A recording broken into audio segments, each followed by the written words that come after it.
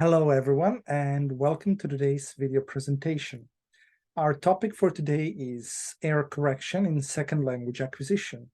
We'll be covering some important aspects related to this topic, including what exactly constitutes an error in language learning, the various types of errors that language learners may encounter and make, and finally, we'll discuss some effective error correction techniques that can be used to correct these errors in the language classroom.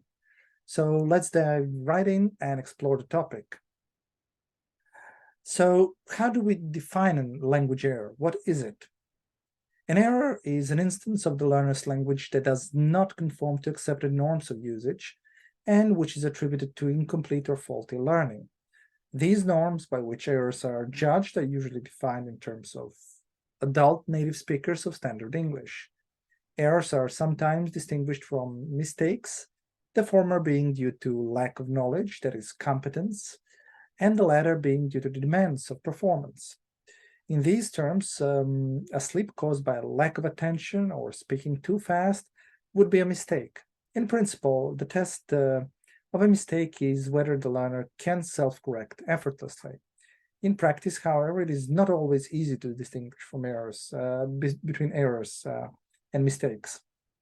Errors are categorized in a number of ways. For example, in terms of the language system that is involved, for example, pronunciation, vocabulary, lexical issues related to that, grammar, or discourse, or according to the way that they depart from the norm. An error of omission is where an obligatory element is left out, as for example in "is very hot" instead of saying "it is very hot today." An error of addition, for example, on the other hand, is one such as "he made us to go," where "to" has been added unnecessarily. A mid-selection error is one where the wrong item has been used, as in "men like fairs," instead of for gentlemen preferring blondes, so fairs.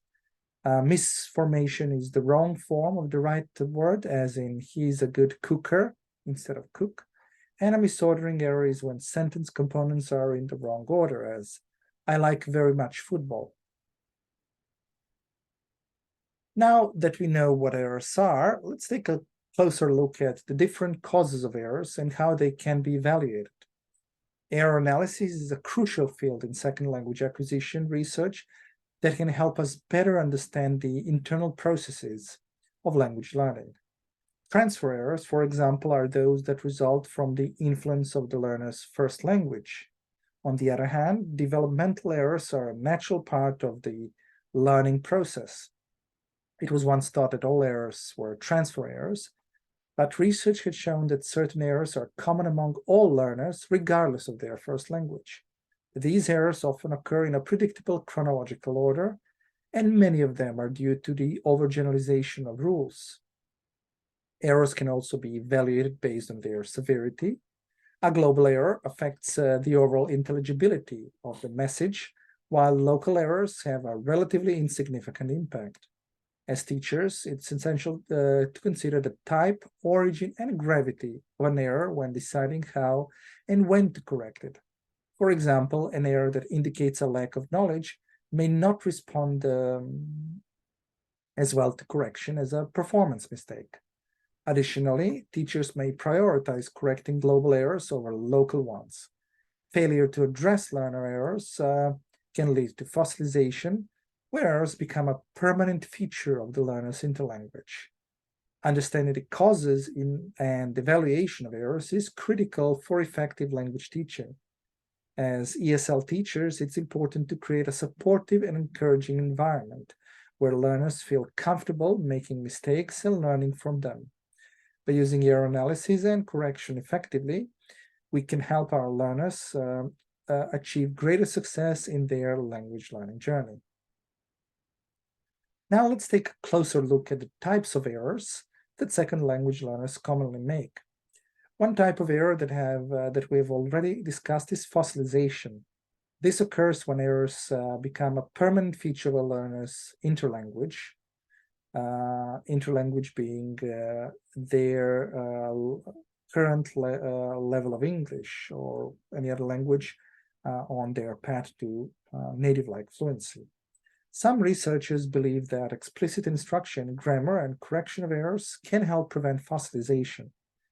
Another type of error is developmental errors.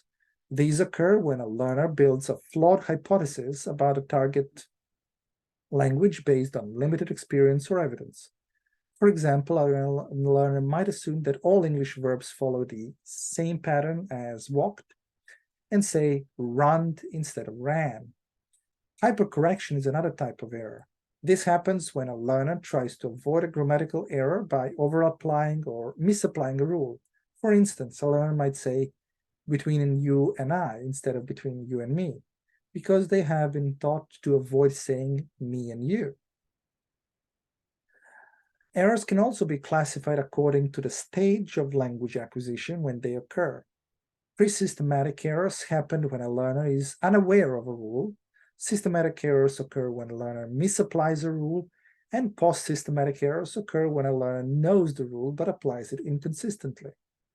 Understanding the types of errors that learners make can help us make informed decisions about how to correct them. By identifying the cause of an error, we can choose the most effective method of correction and help learners improve their language skills. So, let's take a look at how we can effectively correct errors in the language classroom. As teachers, it's important to know when and how to correct errors in our learners' language production. But before we dive in and start correcting every mistake, there are a few questions we need to ask ourselves. For example, is the error impeding comprehension, or is it related to the lesson's target language? If not, correcting it may only confuse the learners and lead you off on a tangent. However, if the error is relevant, there are several ways to approach error correction. Sometimes learners can correct their own production, so simply encouraging them to retrace their steps and reconsider their language use may be more effective than your correcting the error. Alternatively, we can encourage peer correction, allowing learners to help each other learn from their mistakes. But why is error correction important? Firstly, it aids noticing, then helping learners to become aware of their mistakes and how to avoid them in the future. Secondly, it prioritizes the importance of accuracy, emphasizing the need for learners to develop accurate language skills. Thirdly, it aids learners' training and autonomy, empowering learners to take control of their language learning. And finally, it involves processing at a deeper level, which leads to greater cognitive depth. In addition, problematizing errors can be an effective way to encourage learners to realize the value of correcting their mistakes. By leading them to see that there is something worthwhile to be learned from their errors, learners become more motivated to improve their language skills. It's also worth noting that teacher-induced errors can occur when the teacher's explanation or materials are poorly designed or insufficient. Therefore, it's important to ensure that your explanations are clear and targeted to the learner's needs and that your materials are appropriate for the lesson's objectives. All in all, effective error correction can help learners improve their language skills, aid noticing, prioritize accuracy, promote learner training and autonomy, and involve processing at a deeper level. As ESL teachers, it is our job to encourage our learners to learn from their mistakes and become more confident and proficient in their use of the English language. Now, let's take a look at a crucial skill in teaching, handling spoken errors. As we all know, correcting students' mistakes is an important part of teaching English as a second language, and like any skill, it takes practice to improve. Fortunately, there are tried and tested methods that we can learn outside a classroom and apply with increasing confidence and effectiveness. So let's dive in and explore some of these techniques. One effective method or technique is to look for clues. Sometimes all it takes is giving a few hints to lead the learner to the correct answer. This approach is particularly useful when you suspect that a student can self-correct with a little guidance. You can provide hints such as, there is something wrong with the order of the words, or what preposition do we need here, or what tense should this be, or who did the work, or are we talking about tomorrow or today, or is this a long ah sound or a short one? These questions can help guide students to the correct answer without giving it away outright. If, however, all else fails, it's appropriate to provide a correct answer. Just make sure that a student can reproduce the correct language independently after you have done so. On to grimacing. This technique only works if you know for certain that a student can self-correct. If you use this technique at other times, such as when the student clearly has no idea what the right word is or how to form a correct sentence, it can be frustrating and irritating for them. That's not a good approach, and it won't help them learn. Another useful method is finger correction. This technique works well for simple syntactical errors, such as using the wrong preposition. You can use your fingers to count and stop on the third finger to highlight where the error lies. Phonological errors can be addressed through mini drills or back chaining, where you can start with the last sound and work backwards. Other techniques include tapping out the rhythm of a sentence or using rhymes to help with pronunciation. Using timelines can be helpful when teaching tenses, as learners can visually see the relationship between them. And when teaching structural or syntactical points, be sure to use a model sentence and have learners notice the salient features of the language. Echoing, another error correction technique, is more than just repeating what a student has said. Instead, it involves stressing the part of the sentence that needs correction. For example, if the student says, I see him yesterday, we can echo and stress the word see to prompt the student to correct themselves. I see him yesterday. Then we have recasting. This is another technique we can use, the technique is subtle and requires the student to pay closer attention. Recasting involves repeating what a student has said, but with the correct form.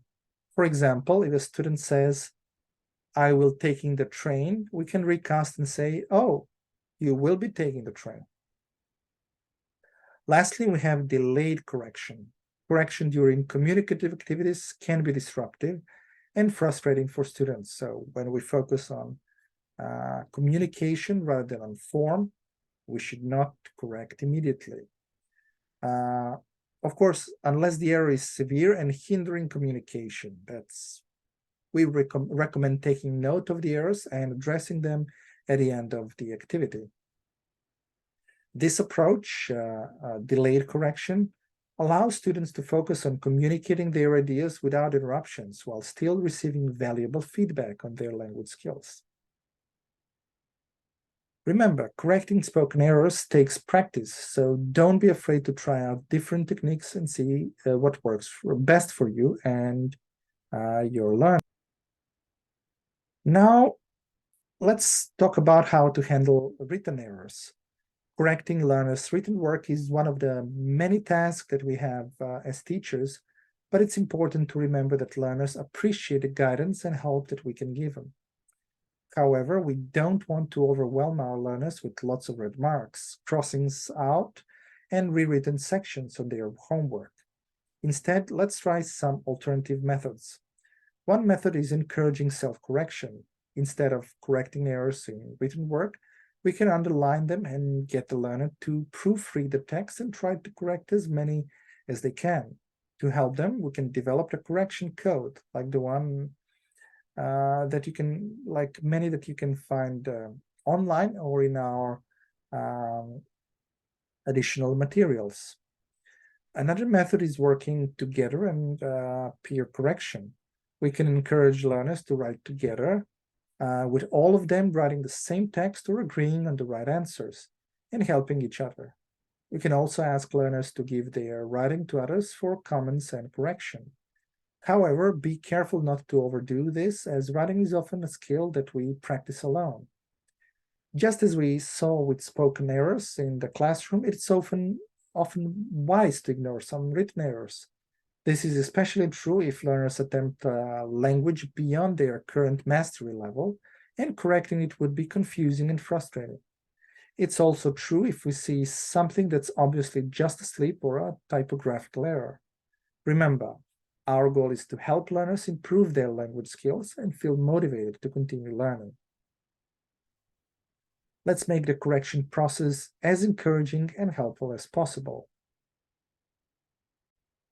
So as we finish our presentation, I want to encourage you all to remember that correcting errors is an essential part of teaching, but it should be done in a way that is constructive, supportive, and motivating for learners. I cannot stress that enough, motivating for learners. Remember, the key is to find a balance between correcting errors and encouraging learners to take risks and communicate freely. By using the techniques we discussed here and finding the right balance, we can create a safe and supporting learning environment that fosters growth, confidence, and success for all of our students. Keep up the good work and happy teaching.